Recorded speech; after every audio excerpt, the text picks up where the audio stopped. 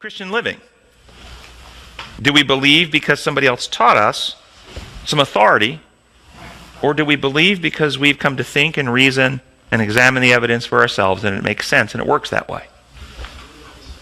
So then do we base our beliefs on experimentation, on experiments? How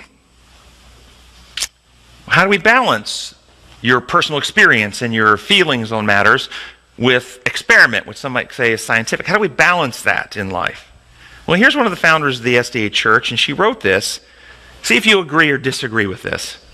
And as you hear this, ask the question of yourself, does this method that is being described here, does it lead a person towards superstitious, nonsense believing, or healthy, reality-based believing? Which, if you follow this method being described here, which type of direction do you go in your formation of your beliefs? And by the way, this was written in 1871 to a woman who was struggling with some health problems. And the last paragraph is why I put down that this was written in 1871. You ought to know when it was written because it's quite profound. But here we go. As I have stated before, you, my sister, rely upon experience. Your experience decides you to pursue a certain course. But that which many term experience is not experience at all.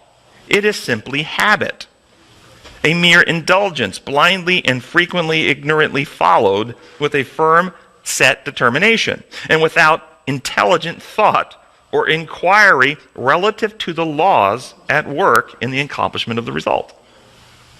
Real experience is a variety of careful experiments made with the mind free from prejudice and uncontrolled by previously established opinions and habits. Pause right there. Did you hear what that is? We have an open mind. We go in without presuming to know what the answer will be, but with an honest heart seeking to see how reality actually works. We're going to test and taste and see, or test and see that the Lord is good. Check it out. An experiment. Okay, keep going with the quote. The results are marked with careful solicitude and an anxious desire to learn, to improve, and to reform on every habit that is not in harmony with physical and moral laws. What kind of laws do you think are being described and talked about here? These are design laws. You can't test experimentally impose laws. You can only test experimentally design laws. Does that make sense? Okay, we'll keep going. The idea of others gainsaying what you have learned by experience seems to you to be folly and even cruelty itself. But there are more errors received and firmly retained from false ideas of experience than from any other cause. For the reason that what is generally termed experience is not experience at all, because there has never been a fair trial by actual experiment and thorough investigation with a knowledge of the principles involved in the action. Wow. And we're talking spiritual stuff here too, okay?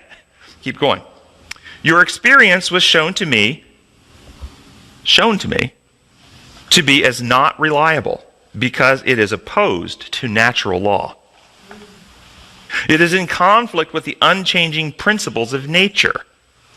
Superstition, my dear sister, arising from a diseased imagination, arrays you in conflict with science and principle. Are you hearing what's being described here? How many religious people do stuff in their practice of Christianity that is superstitious in nature? Can you think of any? Communion commonly is practiced superstitiously. What? Explain. What's a superstitious practice? Repetition. Superstitious. Believing something is happening from the material itself, the wafer, the wine, somehow has some qualities or components that will actually, when I partake, does something to me magically. Well, okay, there would be one form of it, but it's not the only one. Transubstantiation. It becomes the literal flesh of Jesus. That's superstition. But others, I can't be saved unless I take the communion wafer. And the communion wafer is what cleanses me. That's superstition. The communion wafer doesn't cleanse anybody. Anybody believe that little piece of wheat and salt and water cleanses anybody? No. It doesn't, but some people do. They look at it superstitiously. You know, hocus pocus? Would you say that's kind of a superstitious thing? Many people believe that hocus pocus came from the Latin Mass, hoc est corpus diem. Hocus corpus diem, hocus pocus. Back when it was practiced in Latin and people didn't understand. Given the wafer, the priest would say hocus corpus diem. Hocus pocus. It's magic. Something's magic. We don't know what's going on here, but something's going on. Superstition. Superstition, my dear sister. Okay, conflict. Okay. Keep going. There are many invalids today who will remain so because they cannot be convinced that their experience is not reliable. The brain is the capital of the body, the seat of all nervous forces and of mental action. The nerves proceeding from the brain control the body. By the brain nerves, mental impressions are conveyed to all the nerves of the body as by telegraph wires, and they control the vital actions of every part of the system. All the organs of motion are governed by the communications they receive from the brain. That was in 1871, guys. That's profound. Reference? 3T69. 3 Testimony 69. So what did you hear being described? Did you hear scientific method being described? How many theology professors are willing to apply this? I've actually brought this up with some, and they became very righteously superior and said that the Bible supersedes science and cannot be submitted to it. Or it would have to be 500 years of church tradition. Yes, or church tradition. There you go. This is the only safe path because it's the path of truth, assimilating all the evidence God has given and training the mind. Jesus said you will know the truth and the truth will set you free. What does this mean? The truth will set you free. The legal view interprets this as the truth that Jesus paid your legal debt, and when you accept his payment, then it is applied to your heavenly account, and you are set free from the punishment God would inflict upon you if you don't get that payment. But since you've accepted the true payment, then you're set free from the punishment. That's what many people think it means. That's not what it means. You see, the truth, where does truth have its power? Satan is the father of? Where do lies have their power? If you believe it. In your mind, not in books. Lies don't have any power.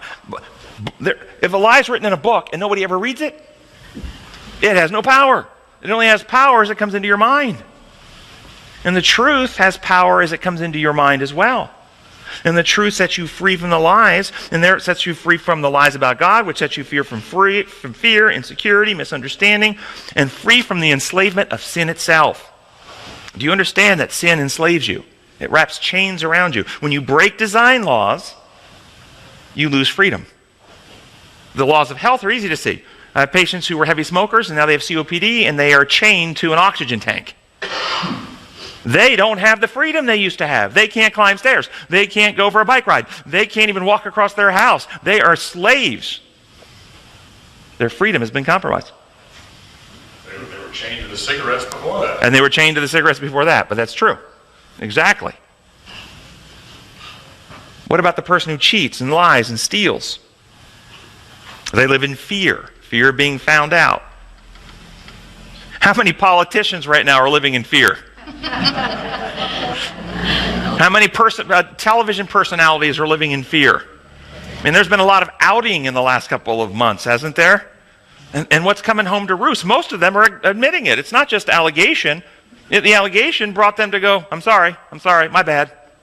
They're admitting it. So I don't go on allegation. I go on the people who've acknowledged, and yep, that was me. I did it. It was bad. They've lived in fear. They haven't been free. People who do this worry. They become hypervigilant. They have anxiety. They don't sleep as well. And they distrust other people. All right, Sunday's lesson.